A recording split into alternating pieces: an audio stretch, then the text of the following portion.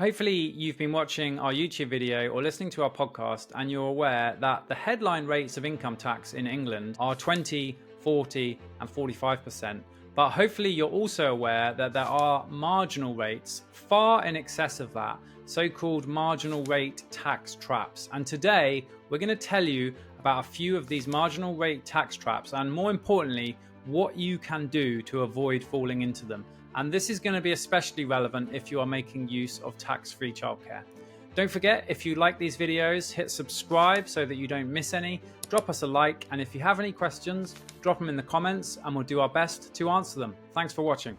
All right, so it's my absolute pleasure to welcome back to the Medics Money podcast Jenny Stone, who is a specialist medical accountant with RBP Chartered Accountants in London. You're like podcast OG. You're a podcast host yourself. I think you are also like one of the original members of Medics Money. And I think your video that we did on YouTube about limited companies is our second most popular YouTube video of all time. Oh, wow. So that's a big intro. Did I miss anything? Do you know what, Tommy? You normally introduce me talking about our pension webinar, but that was so long ago in COVID. That's been forgotten about now, and we've moved on. I mean, how are you? I've erased that from my mind because that was crazy. It was back when we didn't think anyone would come. We weren't sure if doctors wanted to talk about money. Medics Money wasn't that big, and over 1,000 people turned up, and that was pretty mayhem. I think that might still be buried in YouTube somewhere for anyone that wants to see it. But yeah, I forgot about that.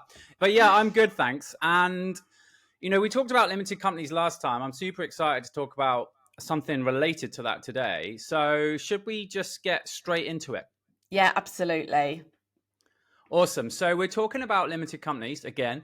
You're just going for the crowd favorites. I like that. And let's talk about like how corporation tax works for limited companies, because it has changed a bit recently. And hopefully, if you've been following the podcast or our YouTube channel, you're aware of this. But some people might not be, because it's got a whole lot more complicated, basically. Definitely got a whole lot more complicated. So just to really, as a reminder, and like you said, hopefully people that are listening will be familiar with this now. The corporation tax rate, we used to have just one rate, 19%. It was lovely and easy, but now obviously it's changed. The main rate of corporation tax is 25%.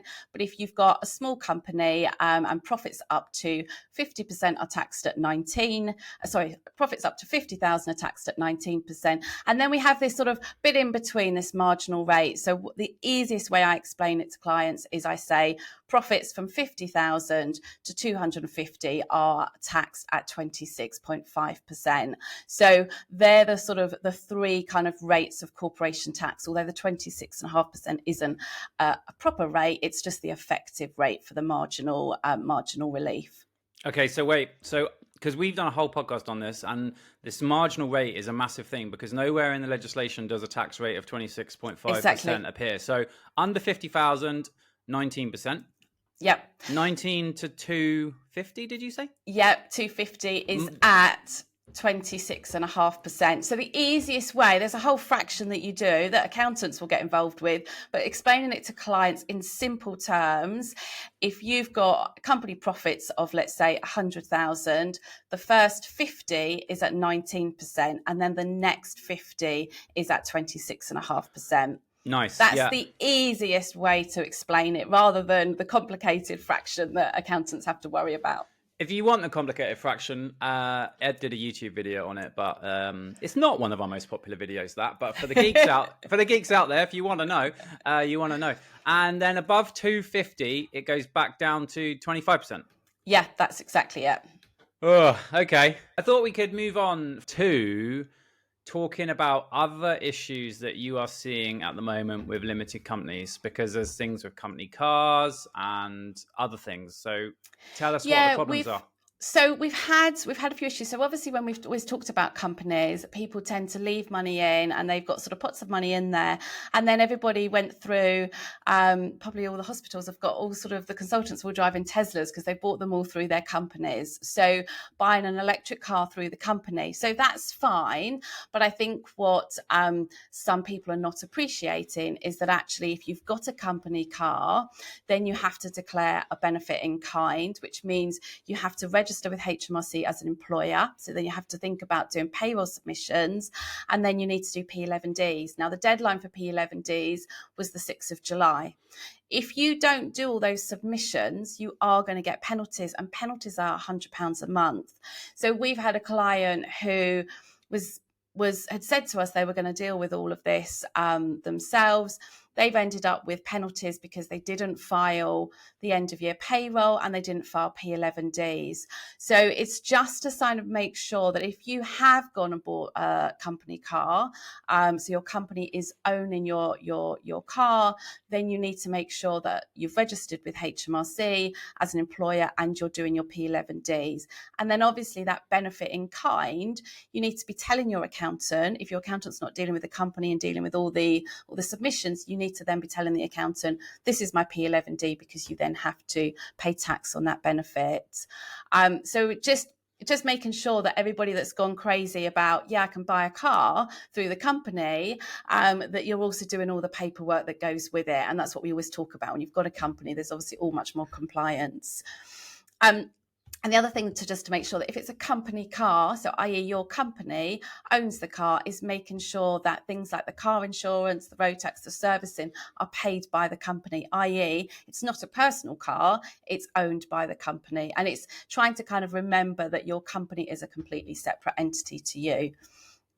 Yeah, I think Tesla Model Y is like the 4th most popular car sold in the last quarter or something. And I would imagine that's not because people are getting £69,000 of their own hard-earned money and buying it. It's because they're buying it via a limited company. I mean, are you seeing this becoming more and more popular? Because it is extremely tax advantageous in the right circumstances.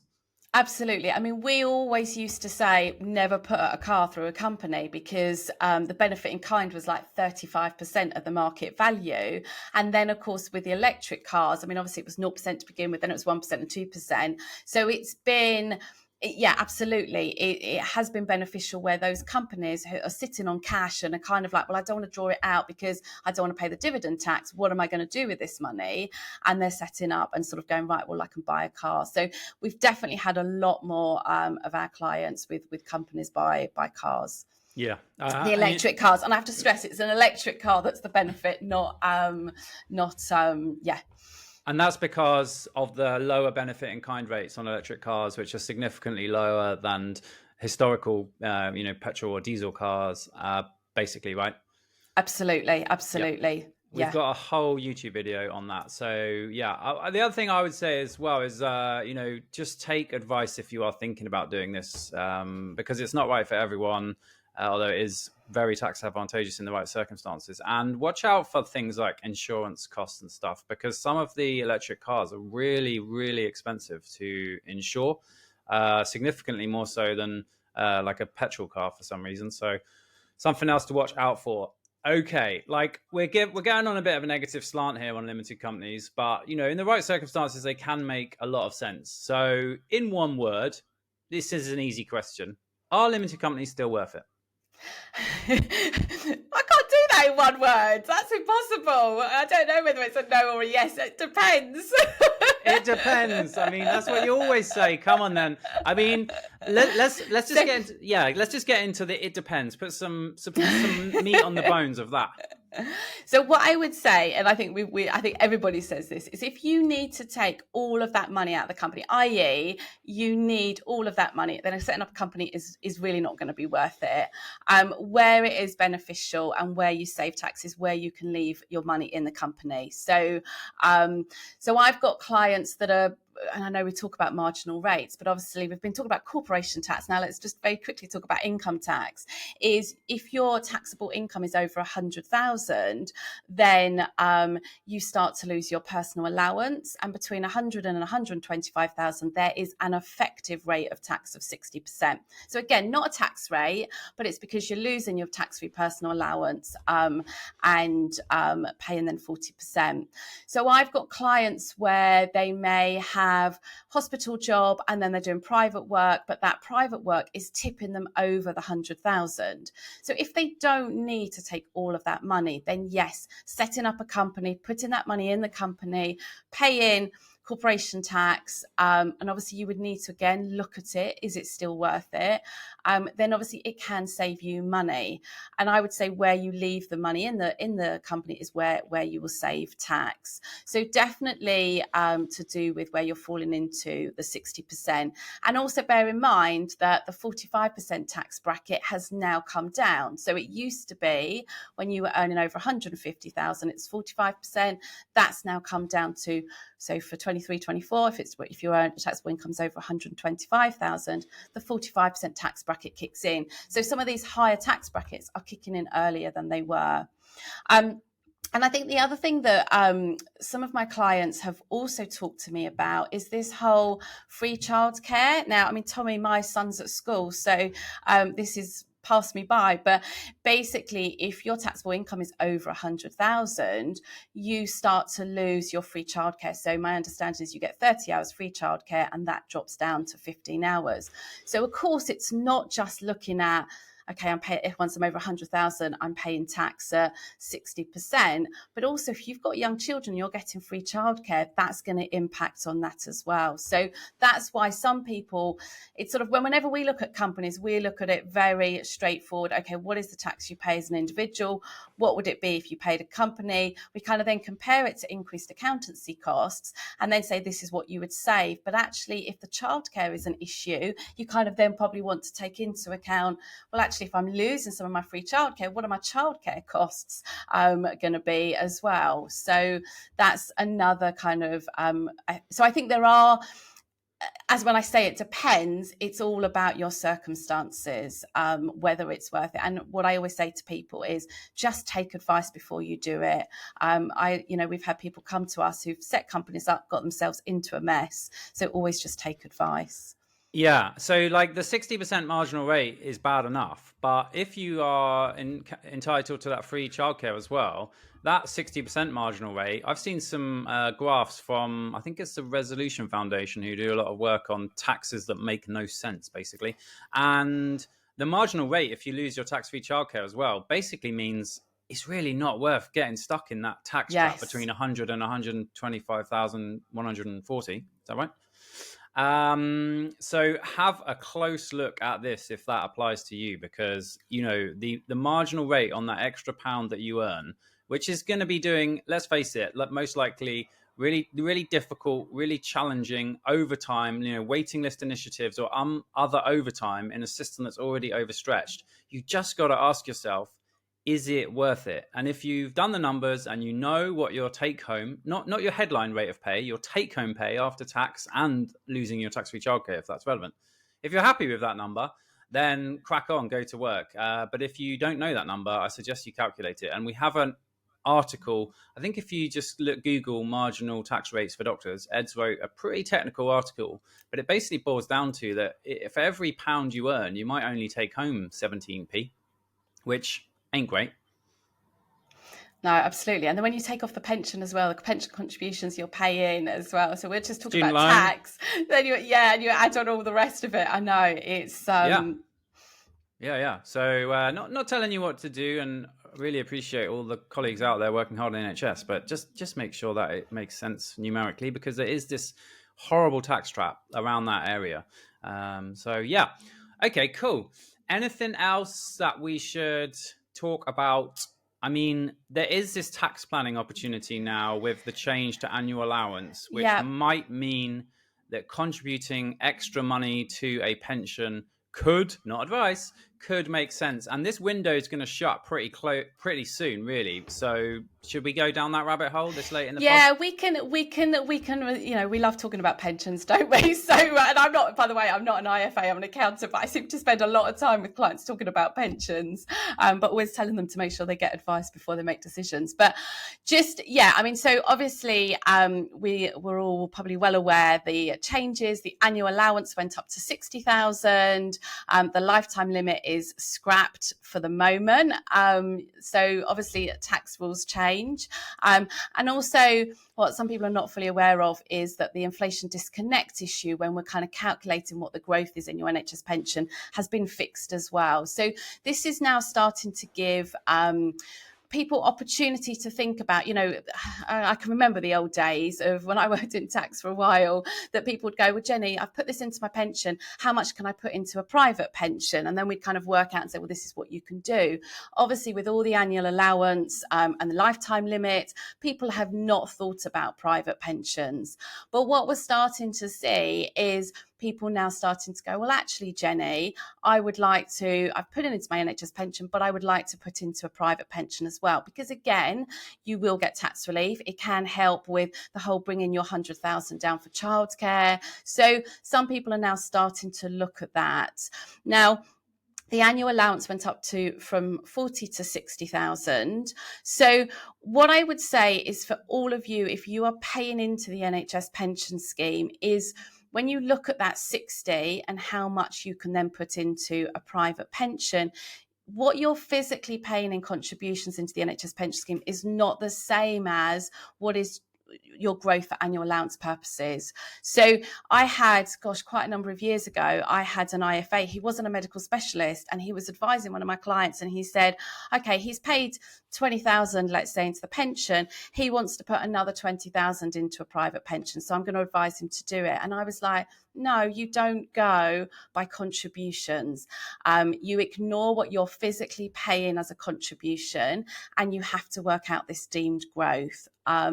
So I've got clients that will say to me, Jenny, can you roughly work out my growth if my earnings are this, so that I can then see how much I can put into a private pension? So I think the inflation problem, the inflation disconnect problem, means that the growth obviously isn't as big as we thought it was going to be, because obviously previously it was including the growth in inflation. So it's definitely something that people can look at. All I would just stress is just speak to accountant, your IFAs, because it's not looking at 60,000. Okay, I put 20 into the NHS pension. I've got 40 I can put into a private pension. You need to be able to work out what that real growth is in the NHS pension benefits. And just to add, is also what I think we'll start to see is people looking at, as we get sort of maybe a couple of years on, people looking at unused annual allowance as well. So, if your growth takes up 30,000 in 1 year and the annual allowance is 60, then you can carry forward 30 to the next year, and that might be the year that you're kind of going to be over the 100,000, that you're going to go, right, that's what I want to put into a private pension. So they are, but as we always say, Tommy, it's important to get people to get advice. Just one other thing to mention, if some of you kind of don't know where you are in terms of annual allowance, is because obviously we've got all this McLeod judgment, so obviously everything's going to have to be recalculated. What the NHS Pension Agency are providing to people is what is called an AA and service extract. So it's an Excel document that you can kind of request it and pretty much get it the next day, which literally has all your service history on there, and then all your annual allowance growth figures. So having that helps you to also look back and go, well, actually, have I got any unused that I could then think about using up to pay into a private pension? Absolutely. Right. That was like pension turbo mode. For regular listeners, hopefully they kept up. But I just want to recap for everyone else so that we can get this really clear. And if I make a mistake, just interrupt me. So basically, you need specialist help here, because you gave that example of a non-specialist IFA who didn't understand, and this is because it's so complex, not because they're not, they're not good.